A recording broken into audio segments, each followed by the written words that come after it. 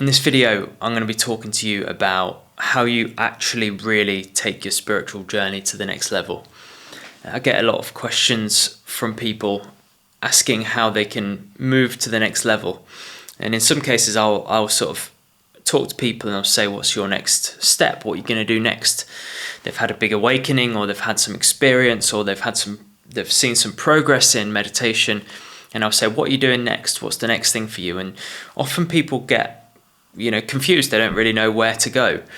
So I'm going to give you today everything that you need to know in order to progress spiritually, and not just part of what you need to know, but the entirety of it.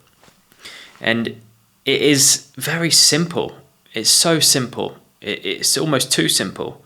But I've spent some time doing this, and I had a period in my life where I isolated myself for quite a while, and I immersed myself in this type of spirituality, and it transformed how I thought about it. And ultimately what I'm alluding to here is walking with the divine and making every single interaction that you have, every single moment of the day, every single thought, every single minute of the day, a focus on the divine in some interaction, in some way.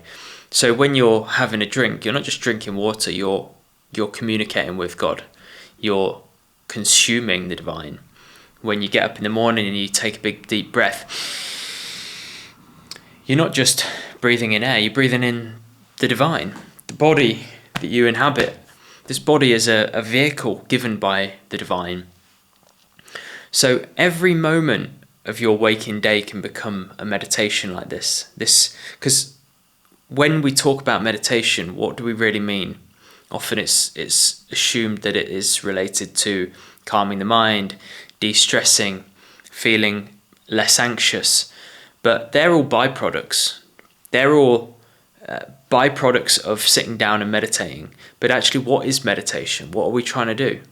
We're actually trying to communicate and experience ourselves as the divine. We're trying to get to the essence of our very nature, which in Hinduism they'd call the Atma, the spark of divinity that is always one with God.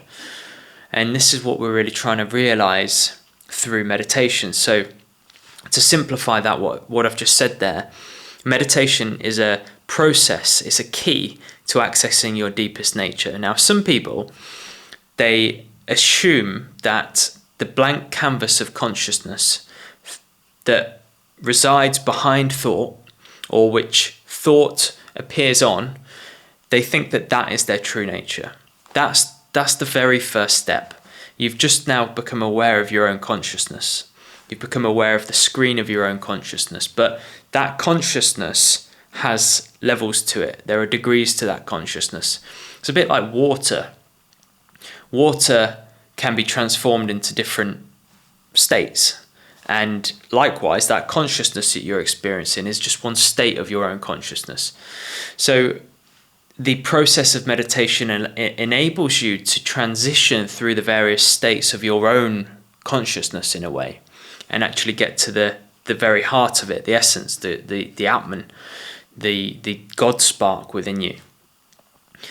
And that's the actual process that's taking place. That's the purpose, if you like, of meditation. All the other things that come along with it, you feel less stressed, you sleep a bit better, you're not so anxious. Those things are secondary. Brilliant, but they're secondary.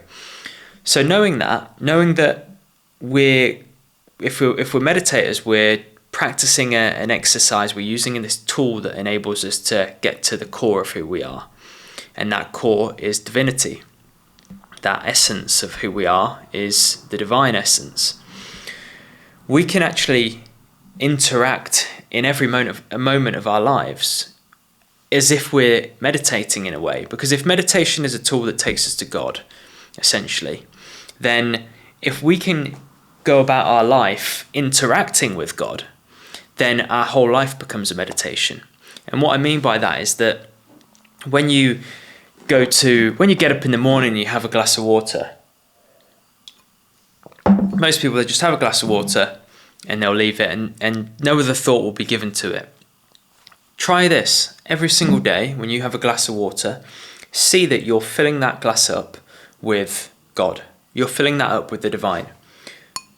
The glass that contains that water is also the divine.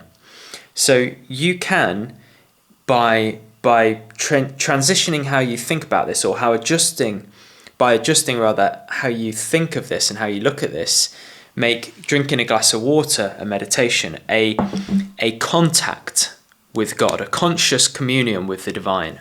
It sounds a bit weird, but it makes more sense, and it has a certain feeling and a certain outcome when you do it over and over again. It becomes part of your day. So then you get up in the morning and you're drinking water, and that becomes a form of meditation. You get up in the morning, take a deep breath, and you have this knowing that the breath that you're drawing in is actually the divine, because there's nothing that is not the divine. So although everything that we are looking at now is the divine dressed up in Maya being illusion, that is the divine, but it's not the totality of the divine, or at least I'm not seeing it as the totality. So we are, as spiritual seekers, we are kind of wrapped up in an illusion of what reality is. The phone is merely a manifestation of divinity. And that's the reality on the relative level, so that's okay. We know that. But we can start to break the mold of that conditioning, if you like, by reminding ourselves that that is the divine, and reminding ourselves that that is the divine, and reminding ourselves that that is the divine, and that I'm the divine and you're the divine. And so everything in our day can become a meditation, because meditation, as I said at the start, is a process of connecting with divinity. Well, if you're reminding yourself in every moment that that's the divine, that in a way becomes a form of meditation. And although you're not sitting down and you're not getting all of the benefits that you get from meditation, it's a different experience. At the very height of meditation, what it is a communion with God. It's a communion with the divine. And by virtue of the fact, that you're starting to walk about your day and remember and remind yourself that everything is the divine, that becomes then a form of meditation. So people who ask me, how can I progress? How can I, kind of have more direction with my spiritual path? Leave all of the other things that you want to inquire into, because so many things will occupy your attention. Lots of different rabbit holes in spirituality will draw you and will appeal to the mind, because the mind likes things that are pretty and entertaining. But actually true spirituality, or not true spirituality because that's probably a bit harsh, but the real direct essence of spirituality is realization of yourself as being the divine. That's it. That's what all the game is. It's you peeling back all these layers of conditioning, of ego, and preparing yourself for the realization of the Atma, the divine, God, the universe, whatever you want to call it. And we can assist that process by making our daily life more of a meditation, reminding yourself that everything is God. So what I would encourage you to do now, knowing this, if you're someone who needs some guidance, needs some assistance, is start looking at everything as if it's the divine. Don't leave anything out of that. So your notebook, if you're a student, if you're working today, your notebook, that is God. It's not a notebook. We call it a notebook to make things easier to distinguish, but that is actually God. That pen, we call it a pen because it makes it easier to distinguish, but that is God. My microphone, my camera, my t-shirt, my body, everything is. But we don't see it that way because of our conditioning, because of our ego veiling, creating this veil of illusion. And this is the process that we're actually undertaking when we take to this spiritual path. It's one of realizing this truth again, that everything is God. There's nothing outside of God.